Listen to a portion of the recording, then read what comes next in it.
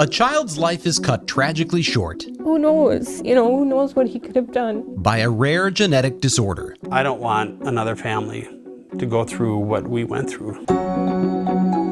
Now, federal guidelines call for a life-saving test. That doesn't mean we rubber stamp their decisions. This week on Open Record, we have the science here in Wisconsin. What we don't have is a good process. the long and frustrating road I promised Colin before he passed that we would see this through. to protecting newborns from a deadly disease. Should a newborn's survival depend on what state they're born in? No, it shouldn't. It should not in this country.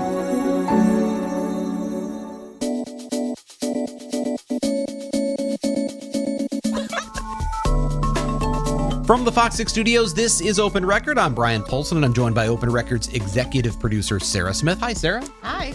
And we are joined by Contact 6's Jenna Sachs. Hello, Jenna. Hi.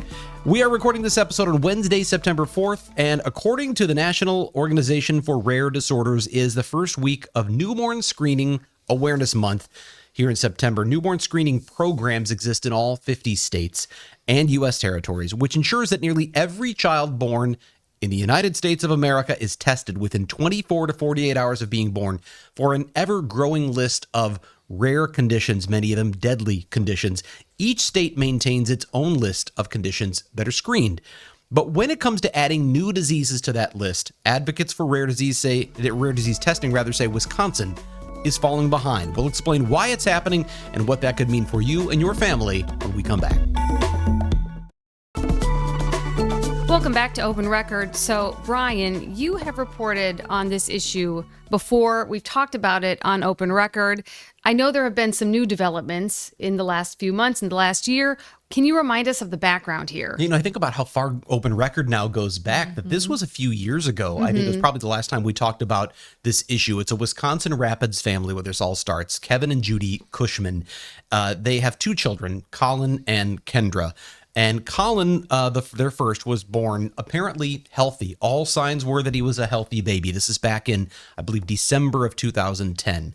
But over the early months of his life, he started to develop symptoms. They didn't know what was causing them, but his muscles became very tense and stiff. He became very sort of cranky, and then he started to seem to lose control. He would shake. Yeah, that home video is tough to watch. Yeah, the little baby who was shaking. That sequence of videos, because you see it happen so quickly. He's laughing and there's interaction and his legs are moving in and out and stuff like that. And then like at the next video, his legs are really rigid and it's definitely there was tough that to watch. just that shaking. I think that's the one that really tugs at your heart to see That's scary. this child just suffering and struggling.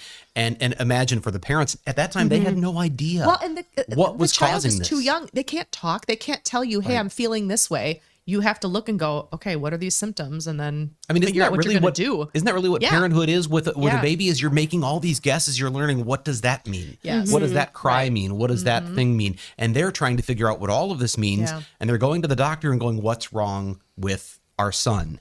And that's literally, I think in the first story we did, one of the sound bites that stood out to me most was Kevin Cushman saying, I asked the doctors, what's wrong with my son? And it took until he was around, I think, 13 months old. So it was January of 2012. He's born in December of 2010.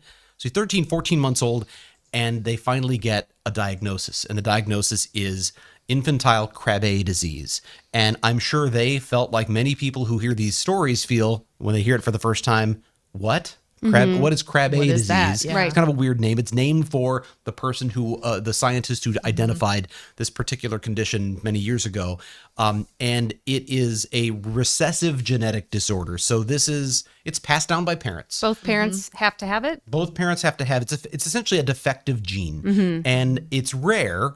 I think something like 1 in 25,000 people, if I recall from past stories, has this defective gene. But one of them doesn't mean anything. Having both of those genes together makes this disease, come to the surface. So you would have to have two parents who are the 1 in 25,000 who then get together. And even then, there's only a 1 in 4 chance because it's a recessive thing. One parent might give you a good gene, one gives you the bad, or they both give you the good. There's a 1 in 4 chance that both of these parents who have this really rare defect will give you both of those defective genes, and then Krabbe disease comes to the surface, and that's what happened with Colin. And in the video and in the story, you mentioned that Colin seemed like a totally normal newborn until about 4 months. What happened to him after that? How did Krabbe affect him and his body? So what the disease does is it and I'm not a scientist, so I won't get into the scientific terms, but my understanding of it, without all the fancy words, is that toxins build up in the brain due to this defect, and as they do, they attack or wear away this protective sheath around nerve fibers in the brain. And so that you see these sheaths, they're animations that have been done on this. They showed sort of just deteriorating and withering away. And as that happens, you think of like an electrical cord that has that an outdoor cord that has an orange protective sheath. As that wears away and it frays, you can have shorts in the electrical circuit, and it can have trouble transmitting electricity. Well, in the brain, these signals don't transmit communication to the parts of the body that need to be controlled by the brain. And so the child slowly loses the ability to control muscles, and also loses the ability to do things like to eat, to swallow, to even really, certainly to speak. So they lose all of these different bodily functions, and I'm not sure exactly how it affects thought, but it certainly affects the physical body to the point that they can never speak, and are obviously dependent 24 hours a day on care from others. And for Kevin and Judy Cushman, they said this was emotionally really, really hard, but it was also physically incredibly taxing because 24 hours a day, they became nurses caring for their child. So you love the child, but it's draining to do that. I guess this is probably like a multiple part question. If they have a diagnosis, so Colin obviously didn't know this until after he was born. Yeah, the parents had no idea. Now they get this diagnosis. Is there right? a treatment? Yeah. Is there what are those steps? Or that's the next question. So there's this terrible disease. What now? Yeah. Can we cure him? Is there a surgery or something? And this is why the topic today is so important, because at 14, 13 months, whatever it is far too late to apply the treatment that exists for Krabbe disease. Now, there is no cure, and I want to be clear. There's no cure for Krabbe. There's nothing that will make it go away. There's nothing that will completely fix it. There are treatments that can improve the quality of life of a child who's diagnosed, that can extend their life significantly. We've seen people who've received this treatment very young, who in the early days after birth, who then go on to live to 19, 20 years old. I think maybe some now are living beyond that. They go to school. They enjoy movies. They quote movies. We did a story with a young man named Jeremy Toms, who is in Western Wisconsin, who sings in church and who quotes his favorite Star Wars movies and does Legos. And when I talk to the Cushmans, they say they would give anything to have had that kind of interaction with Colin. I thought, and this didn't even make it in the story, but I thought it was a really poignant thing that Kevin Cushman said. He said, "We know more about this disease than we know about our son." 8 years they had with Colin, but he could never talk to them. So the treatment is there, but the key is getting that treatment within the first 30 days of a baby's life. And that means detection has to happen almost right away. Right. So that's kind of the focal point of your story, right? So what do advocates for this want to happen? They want that foot prick that you get when the newborn is born. So this added to the list? That's right. Wisconsin, like all other states in America, has a newborn screening program. And the way that works is, especially if you, like most people, have your child in the hospital, one of the things that will happen within 24 to 48 hours is they'll test their hearing. They'll test for heart defects, and then they will also prick the heel. Typically, it's the heel, draw droplets of blood. They put them onto a test card, and that test card is sent to the Wisconsin Laboratory of Hygiene. There, they screen for a series of disorders. I think right now in Wisconsin, it's 50 total primary and secondary disorders, and we'll talk more about what that means in a little bit. But they screen for these disorders right away, and they can find out, does your child have one of these rare conditions? If so, we can immediately start to begin the treatment process. What has to happen? Where do they need to go? If Krabbe is one of those that were to be tested for, they could say, all right, transplant, a bone marrow transplant is necessary. Let's get you to the right people to make that happen. Krabbe is not one of those things that is currently being tested for in the state of Wisconsin. So even if another child like Colin were to be born with that same disease, and it's going to happen, the numbers say it will happen, the next time it happens, these parents want that test to include Krabbe. do you think if there were a cure for Krabbe that it would be easier to get it on that list I of think testing? I think that would certainly make it more likely if there was a clear cure, and that's what one of the difficulties when the state goes through its whole regulatory process deciding what to add. One of the criteria is there an effective treatment, a safe and effective treatment? And that has been one of the controversies with Krabbe all along is as the technology develops, as the treatments improve, at what point does it become what the medical community considers an effective treatment? Now, if you ask, and I say that for this reason, the bone marrow transplant is risky. And there is a chance that a child won't survive that transplant. I think right now they're saying, I think the latest data is roughly there's a 10% mortality rate. So you're rolling the dice, 1 in 10, your child may not survive this at all. And it doesn't mean that if they do survive it, that they'll necessarily see tremendous improvement.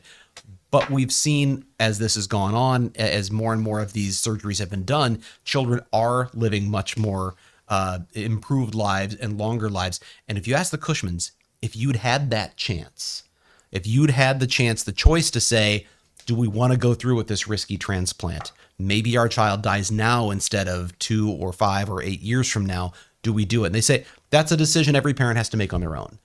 We would have loved to have had that choice. Mm-hmm. We never got that choice. The choice was taken away from us because we didn't know. And so there, from the parents' viewpoint, they say, whether the medical community considers this to be effective or not, it's far better than what we got with our son. And so they say they believe parents should have that choice to try. But again, you're right. That is one of the things that I think has held it back is the treatment is still in the works. It's getting better. Mm-hmm. There are better therapies now that may even exist beyond that 30-day window. But it's still a work in progress. I thought the Cushmans were so compelling in your story, especially the daughter, Kendra. I mean, we heard from her once, and I already was drawn into this family, and I cared about how she was just so touching when she spoke about her brother. I'm interested in what's working for them and what's working against them when it comes to these newborn screenings. This episode is titled "Born in the Wrong State." Yeah. So what's working for them and against them here? Well, so they obviously when Colin was still alive, they're dealing with this round the clock care. He lived well beyond what most children with this infantile version of Krabbe disease would live. Many of them die by the age of 2. He lives to 8. So he's about, I think, 4 or 5 years old, and they start trying to push for this testing. They want to get Krabbe added to the newborn screening program. And they have a doctor who nominates the condition. That's how the process works, and the state nominates it on their behalf. But they immediately get sort of pushback because at that time in 2015, there were concerns that the test for Krabbe disease had the potential for false positives. In fact, enough false positives, they said we could be doing more harm than good by terrifying parents that your child has this fatal terminal illness, and in fact, they don't at all. Sure. Since that time, the test has improved dramatically. There's a particular doctor who came up with a secondary test for something called psychazine, where they can determine with that secondary test, is it the deadly form of infantile Krabbe, or is it more of an adult onset, something that needs to be monitored later on? They can now distinguish that. So the false positives are no longer a concern. That was one. Another concern was the cost. Initially, they felt it was going to cost $21 per test. Now, for a rare disease. For a single rare disease. So when you think about that newborn screening that's done, that test card where the blood droplets are put on, you pay for that. Your insurance company likely pays for it, but the patient is responsible for the charge. I believe hospitals, if I understand correctly, and our guest later will tell me if I'm wrong on this, I believe hospitals pay for the cards up front, and that cost is then passed along to the patients. But you pay for that. So you're already paying whatever the state's fee is for that card. Let's say it's $150. And again, our guest will correct me on what that is. They were saying we'd have to add $21 more per card for this one additional disease that affects so few children. There might be one born every 3 to 5 years in the state of Wisconsin. That was a deal killer back then. The cost alone was just too much. And, but that has come down dramatically. And one of the reasons is there's another disease Wisconsin started testing for. We've done stories on this called Pompe disease. Mm-hmm. It's very similar, a very similar type of lysosomal storage disorder. I think I'm using that term right, but they're very similar conditions. So the testing process, the detection process uses the same equipment, the same chemicals and things. And they say that now we've got that process set up, we could test for Krabbe for almost nothing. It would cost almost nothing. So the things that have been in their way have in many ways been eliminated. But one of the biggest ones that's been eliminated, one of the biggest hurdles, was the federal government wasn't yet recommending it. And earlier this year, that changed. And we're going to talk about that when we come right back. Welcome back to Open Record. So Wisconsin Department of Health Services already rejected Krabbe disease for newborn screening. They've done that twice. But then something happened earlier this year that gave advocates for testing a little bit of glimmer of hope. Yeah, the state panels that have been looking at Krabbe here that have rejected it, one of the big things they keep saying is, well, this isn't on what they call the RUSP. That's the Recommended Uniform Screening Panel. That is a federal list of set by the U.S. Department of Health that says these are conditions we've vetted, we've researched. We've said these are ones that we believe are appropriate for newborn screening because there is a treatment that is effective, and it is a condition that if it's not detected before symptoms surface could be deadly. So they have this list, and they tell states, we think you should put these on the list. Well, Wisconsin was saying it's not even on that list. So what's the hurry? We have all these other concerns, and it's not even on the RUSP. Well, earlier this year, the Recommended Uniform Screening Panel, or a federal advisory committee that makes those determinations, recommended Krabbe for addition to the Uniform Screening Panel, and the U.S. Secretary of Health and Human Services added it to that list in July. So now Krabbe is on the RUSP. And you have the Cushmans going, okay, so let's do this. Do states pick and choose then? I'm sorry, just so I'm understanding. Do states then take that federal list and go, here's what we're going to test for in our state? Yeah, and so it is a recommended list. It's not a required list. The federal government doesn't run newborn screening programs. The states individually run their own. So this is an advisory list. It's essentially saying we've taken the work out of it for you. We've done the research. We find it to be one that you ought to be doing. We really think you should take a good close look at this. But the states determine that for themselves, and that was a big part of the story. Was in Wisconsin, the state Department of Health Services said that's a recommended list. It's not a requirement. We take it under advisement, but we don't rubber stamp what they say. And so they want to look at Krabbe independently. Now that we know it's passed there, okay, we'll take another look. Although that's what I think is so interesting with this story is they're not automatically going to take another look at Krabbe. And I think it's one of the concerns that advocates have is they don't just automatically go, well, now it's on the RUSP, we'll look at it again. When I interviewed the Department of Health Services and said, okay, what next? They said, well, we'll need a nomination. Is that easier said than done? Does that take time? Well, I mean, I think if you imagine this family who's gone through the process of filling out all the paperwork, getting it vetted and approved, finding out that their packet was complete. They've done that once in 2015 and went through a long, drawn-out process of a series of committees only to have it rejected. And then they do it again in 2020. They fill out the packet. They get all the information. They send it in. They go through all the reviews, and they go through all the committees and through all the hearings, and they testify again and again, and it gets rejected again. And now they go, finally, it's on the RUSP, and the state says, you're going to have to start over from square one. That's got to be that could take- I think for them, that's frustrating. Now, will they do it? I imagine they will, because they're, they want to see this done, but they have to go back to the beginning. There is no automatic review. And that is one of the things that advocates for rare disease testing have stepped up and said, we've got a little bit of a problem here with the process. That process takes so long because now the nomination begins. There are, the Department of Health Services has 3 committees within the newborn screening sort of program that will review and bump it up to the next committee, and they'll review and bump it up to the next committee. And if they all finally agree and approve it, then it finally goes on to the Secretary of the Department of Health Services, who then, if they decide, yes, this should be done, then they start a rulemaking process, which is a long and convoluted process. And at the end of all of that, they say that process could take 2 years. So it's a long way off. So how does Wisconsin compare to neighboring states when it comes to the number of diseases or rare diseases that we're screening for? Well, on the RUSP itself, Wisconsin tests for 33 out of the 38 conditions. The other 5 that are not on, that are on the RUSP that we don't test for are all in some sort of process. 2 are currently approved for testing, but are in that lengthy rulemaking process. Another one is in some sort of a pilot project where they're doing some testing now, but it's really just kind of it's a pilot. It's not officially on the list. And then the other 2, Krabbe and one other, are nowhere. They're waiting nominations, and those processes could take a very long time. Other states around us are testing for more, anywhere from 35 to 37 of the 38 conditions. For what it's worth, there is no state that tests for all 38, interestingly enough. but Wisconsin is kind of on the lower end in terms of keeping up with that list. There are secondary conditions beyond the rest, but Wisconsin does test for. I think we test for a total of 50 right now, or roughly that. But we rank somewhere in the neighborhood of 35th in the country for the number of conditions that we test. Illinois and I think Minnesota both are tied for 5th in the country for the number of conditions they test for. So again, if you are someone who advocates for more of these diseases to be detected rather than less, you would look at that and say Wisconsin is certainly trailing behind its neighbors. Well, and maybe you don't know this, but does the state then use number of cases to justify why they do or don't test for something? I mean, I think there's so many criteria that go into this. I think that's certainly one of them. Yeah. How many cases are we talking about? One of the things they're looking at is infrastructure. Can we do the treatment here? Wisconsin seems to be very protective of, if we can't do the treatment here, then maybe we're not ready for this. Even if that treatment exists in another state, which for Crab A it does, they say, well, until we can do it here, maybe we just don't have the process. There's a lot of questions that are a part of that. And I think maybe it's worth talking to our guest, maybe bringing her in now, because we have a special guest who's going to join us here on Open Record after the break.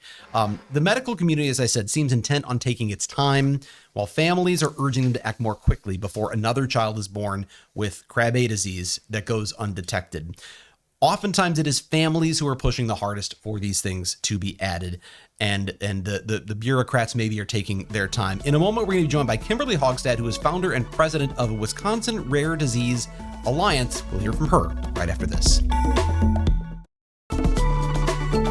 And welcome back to Open Record. We have a special guest who is joining us today. She is the founder and president of the Wisconsin Rare Disease Alliance, an organization that I believe has been around for less than a year.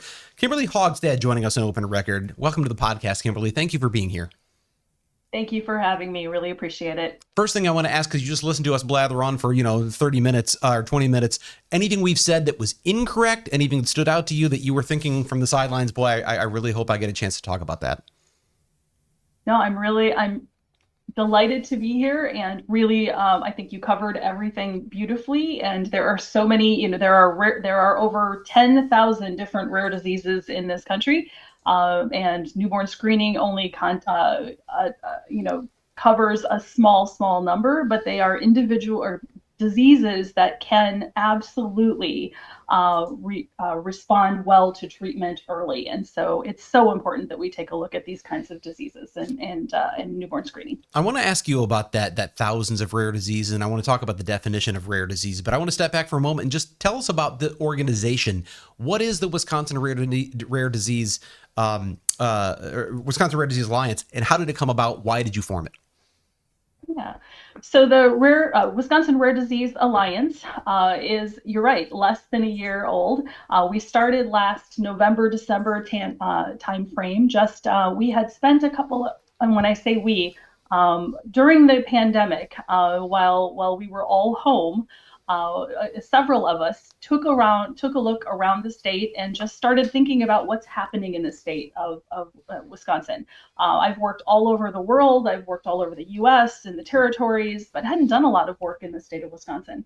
And so we were just looking around to see what was happening, and there was just a dearth of stuff happening. There's amazing work happening in the state. But when it comes to rare disease coming together as a community, the stakeholders, meaning the families, the patients themselves, the clinicians, the researchers, the biopharm, the industry, insurance, all of us working together didn't exist. So our impetus to start was to make sure that happens with the numbers that exist in rare disease. Every rare disease is rare, but together we are a very, very large population, hundreds of thousands of people in the state of Wisconsin. So we came together to serve this community. Kimberly, is there someone in your life who motivates you to get involved in this kind of work? Originally, yes. I have a son with a severe rare disease, and that brought me into the community. Didn't know anything about rare disease or nonprofits for that matter at that time. I would add to that, though, that you fall in love with the rare disease community when you work in this community. And so I am inspired every single day by individuals who are true heroes of their own families and of their rare disease themselves. the Cushmans are heroes in this instance. So absolutely, all kinds of folks invite. Kimberly, can you help us sort of understand what makes something a rare disease? How do you define what a rare disease is? In the United States, we actually use a number of 200,000. So if a disease is diagnosed less than 200,000 people or less in the United States, you are considered having a rare disease. Some of these, though, I know are much rarer than that, right? I mean, Krabbe, I think, affects quite a bit fewer, but you talked about there being some that might affect only a handful of people. Absolutely. A rare disease could impact one person. This is genetics, and it could be an N of 1, it could be an N of 200,000. So it's across the board. But what I They're wonder coming is, together for a large group. you mentioned there being these thousands and thousands of rare diseases, but only a handful that fall under the newborn screening umbrella. What makes those unique? Why are certain conditions appropriate for newborn screening while all these thousands of others maybe aren't? Yeah. So these diseases that are under newborn screening are diseases that can be diagnosed by the blood spot. They are diseases that there is a treatment for of some sort, and that the sooner you can identify these families or these children, the sooner you can treat. That will then hopefully provide better coverage. Getting them treated sooner is going to in some cases save them. Kimberly, you testified back in February before a Senate committee that Wisconsin is falling behind. You obviously were talking about the newborn screening and Krabbe and just some of those other diseases that aren't on the testing list. What did you mean by that? Like, what do you mean that Wisconsin is falling behind? Yeah.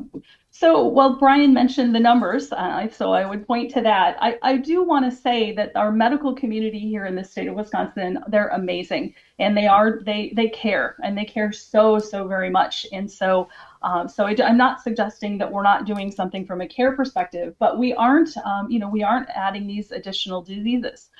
It really, I think, from our perspective, with the legislation that we were looking at this year, and we hope to introduce it again next year, is a bill that will actually force the process where, and again, fixing that process is so important to us, but taking a look at the process where those diseases that are identified in the RUSP immediately go into the process here in Wisconsin, where we take a look. We still don't have to choose to add them to our newborn screening, but at least it pushes the process. So you don't want to take away the authority of the state to make this decision. You're not saying rubber stamp the RUSP, right? Nope, absolutely not. Nope, just getting the process in play faster and making sure that we're addressing these diseases that have been identified as ones that are identified nationally on the RUSP. So Wisconsin DHS has said in hearings that they would like this to be driven by doctors, not necessarily families. Is that part of the problem here? Even at the RUSP level, families are what pushes the request to add to the RUSP regularly. And it can take 5, 7, 9 years to get someone or a disease added to the RUSP. So I think it's a partnership. When we're raising these rare disease children, it is a partnership. We need to work in partnership with our clinicians and us as patients. So and families, we become, we're nurses on a regular basis with these babies. I think of some of the comments that were included in the story, and I was interviewing Dr. Steiner, who's medical director of the newborn screening program. When you talk about process, and I know you said it's not about care, it's not about them not caring, it's about sticking to that process. One of the things that stood out, and certainly I highlighted it in my story, was that even though this particular condition, Krabbe, has been nominated twice before, they say, before we'll review it again, someone's got to step forward and go through the formal process of nominating again, which is building that whole packet and having it reviewed. And there's time that goes into that. And when I asked why, the response that Dr. Steiner gave was, because that's how it works in Wisconsin. I'm curious, as you watched that, what you thought of that response, that, well, that's just how it works here. Right. We hear that a lot in rare disease, so it's not new. But it does point back to the bill that we were looking at this last year that will eliminate that need for any RUSP alignment or RUSP conditions to be able to just immediately go into that process and be reviewed. So yeah, it's unfortunate, but it's the way it works in Wisconsin until we change it.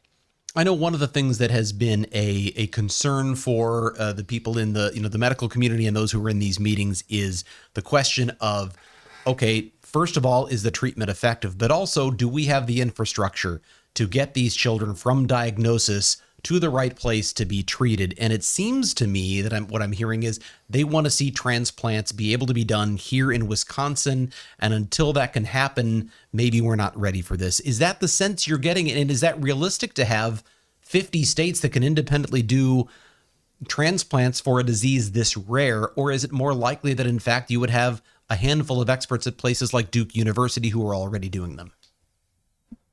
This is where I respectfully disagree, and I think it's really, really important that our families are diagnosed as soon as possible. You hear the term knowledge is power. It is real in rare disease.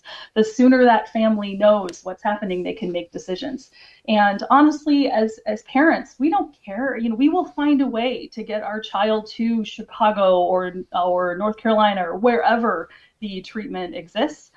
Just give us the opportunity to take the child somewhere to get them the care that they need. So yeah, I think it's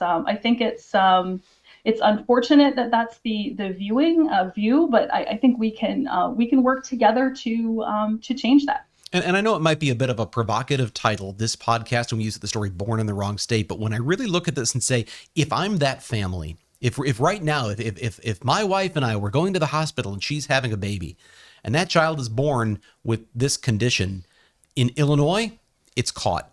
In Minnesota, it gets detected and we have a chance for a treatment. If it happens in Wisconsin, the medical community says, well, we can't do the transplant here yet. We're not ready. It doesn't get caught. That child's going to die. Literally, it's true that if you're born in the wrong state, it could cost a child their life. Is that what you see as what's at stake here? That is a true statement. Absolutely true. Are there concerns that this would open the door for lots and lots of other rare diseases to be screened for, and possibly our medical community can't test for that many? That's what comes to mind when I'm thinking as the devil's advocate here. Would this lead to an overwhelming number of tests for newborns? So, I mean, you can do genetic testing and test for everything. So the capability is there today. I think what we're looking at with newborn screening are those diseases that have treatment, and very few treatments or very few diseases in rare disease have a treatment, less than 10%. So the newborn screening is really, again, to focus on diseases that you can test by the blood spot, and certainly have it. You can there is a treatment available for them, and it is life-saving. So I think there's a unique group of diseases that fall in that category. One thing we didn't talk about in the story that you and I talked about in our interview was the issue of cost. And we know that the concern for cost of testing for Krabbe seems to have been largely eliminated, especially because Pompe testing exists. But I know that you talked a little bit about the flip side of cost too, which is if you don't detect a child and someone like a Colin Cushman is being cared for 8 years with all sorts of in-home care and hospital treatments and other things, there's a cost to that too, right? There absolutely is. And there is a medical cost. There is a personal family cost to staying at home with the children instead of going to work. There is a mental health cost. There is stress cost. There is an impact to the siblings. There are so many burdens that fall into this whole group. And just a diagnosis early where there might be a treatment changes all of that scenario. Thousands and thousands and thousands of dollars and time. Now, by definition, rare means there aren't very many of them. And so obviously when families are dealing with some of these rare diseases, they kind of probably feel like they're on an island. And the Cushmans, obviously, who have tried to get this, gone through the nomination process a couple times, likely, you know, they're feeling a little dismissed, a little discouraged. You know, is that part of the reason? You talked a little bit about it, but is that part of the reason why the Rare Disease Alliance exists, to be a voice for them, to be a community for them? Absolutely. Absolutely. We are here for the families in Wisconsin to come together and to come together as advocates and ask for what we need for these families. I'm thinking of someone who might be listening to this or watching this who goes, I need to get a hold of this group. Mm-hmm. I need to talk to the Wisconsin Rare Disease Alliance. How do they do that? WIRare.org is our website. Please visit WIRare.org or visit us on socials. We are on all the regular socials. To be clear, no hyphen, just WIRARE.org, right? Wisconsin, WIRare.org. Thank you. Kimberly Hogstad, it's been great having you here. Thank you so much for your time, your interview and the story, and of course, your time here on Open Record today. Thank you for having me. Take care. All right, we will go off the record when we come right back. And it is time to go off the record. This is the part of the podcast where we get a little more casual and have a little fun by answering a question for which we have done no preparation whatsoever, unless your name is Sarah Smith, because she has that question and an answer. As I was just about to ask this question, what percentage do you think my questions are food related? I mean, over half, right? Over 50%? Is that you know, it's funny if if we go way back to the beginning, the pre-Sarah days, we were asking all kinds of questions, like, you know, there were journalistic questions, How do you get journalists are typically No, but here's the funny thing: is they were never as good at talkers. Okay. As until you came along and asked like favorite Halloween candy, and then we how go do you on tie for your 15 shoes? minutes, right? Yeah, I love that. I like What's that in they your junk challenge. drawer? They're very relatable questions. Well, that's what, you know. That's I nothing like, is not relatable. My favorite talker question of all time, because it came out of nowhere that it would be something we would talk about for 15 minutes, or I don't know how long we talked, but was how many chews or choo-choos, or what was the thing? Oh, how many chuggas? How many chuggas? And I was like, that is so esoteric. Before the choo-choo. Yeah, that was, I don't remember what the answer was. But how many? Okay. Well, if this doesn't... And I just went with it. Was just a counting with my chugga. fingers. That was it. It was just no, chugga. it's chugga. Choo choo. It's like 8. Jenna's kids are like, get to the choo choo, mom. Yeah. Okay. So it's chugga. Counting with my fingers as we went. I think that was 8. Chugga part 2. 7. Okay. Well, maybe we could circle back on that. Okay. Today we're talking about food. So shocker, if you don't like that, then stop listening. Leftover pizza. There's a debate apparently on the best way to reheat it. You could certainly eat it cold. Yeah, I'm not mad at cold pizza. However, apparently the Food Network was settling some debate about the best way to reheat it. So what is the best way to reheat pizza? Because it's a challenge, right? Like you trying to tee you don't me want to up microwave again? it. You know, but I already know my answer. Air fryer, but I have a better option. Is that really your answer? She already knows your answer? Oh my gosh, it still you has a love little that bit of a thing. crisp because of the way it. Yes. Things don't. Microwave reheating is just inferior. It's trash. It boils water. Yeah, it's the only thing I'm using though. I'm not going to heat up the oven and wait for the oven to get heated up. When I want the pizza, I want it in the next 30 air fryer, seconds. you just press the buttons and go. But I don't have one of those. Set it and forget it. Okay. But it is worth the cost of admission, those air fryers. But the microwave, no, don't do that. Don't do that with pizza, That's Jenna. all I'm do you do it in a pan? Yes. Oh yeah. Okay, so skillet is my answer. And What? So I can't remember if someone had suggested it in like a friend group, and I was like, that sounds dumb. Oh my gosh, it was great. In a skillet. In a skillet. Do you put a little oil in? Not at all. Because the crust, it doesn't stick. There's nothing to it. It's just This is like the most bizarre thing. Could you imagine going to someone's house and they've got a piece of pizza on a skillet? But here's the deal. A little spatula. No. It crisps up the bottom. Do you flip it? Not a chance. Okay. No, because then you burn your then cheese. The cheese would Well, get I all- didn't know. So does it warm all the way through to the top? You have to go low. You have to start it low to warm it up. Or I guess if you really wanted, you could probably microwave it for like 10, 12 seconds just to kind of start the heating up. You know what I love? One of my favorite things about this right now is that I'm giving a tease to next week's podcast. But we're going to be talking about Paul Bartolotta. Oh, I should have. And like one of the greatest chefs of all time. The whole Bartolotta family is I want to have him listen to. Hey, if you want to know how Open Record goes, let's do our segment on reheating I'll send pizza. him this clip first, and I he'll be want to know like, how he reheats pizza. But this all comes down to time for me because that all takes time. And when you're reheating pizza, isn't the whole idea that it's like ready immediately? But then don't you take a bite of that microwave pizza and you're like, gosh, this is You do have to eat it horrible. with a fork because it's so No. I want crispy if I'm reheating it. Lindsay, do you reheat pizza? Yes, I do. And I do it on the stovetop. Yes. And I'll add some water to the pan after like the first like couple minutes. Yes. And then I'll put a lid on it so it remelts the cheese. That's smart. So she's not adding there. like a cup of water. It's like a tablespoon even. Yeah, just to it's create like just steam. a splash. Yeah. Oh my gosh. Thank you for making sure we didn't make that mistake. Glug, glug, glug. Hey, pizza soup, everybody. Yeah. Outstanding. Talk about soggy. Do you guys eat cold pizza though? Because I don't. Sometimes. I don't like cold Sometimes. pizza. Sometimes It's not satisfying. It's good enough. Like if you're just in a hurry, it's in the fridge, and I'm like, I'll grab a piece. But it's then I just feel disappointed that I didn't take the time to heat it up. Right. So there was some free pizza in the atrium here at the station like last week or the week before, and it had been out a minute, but you know what? I'm willing to take that chance.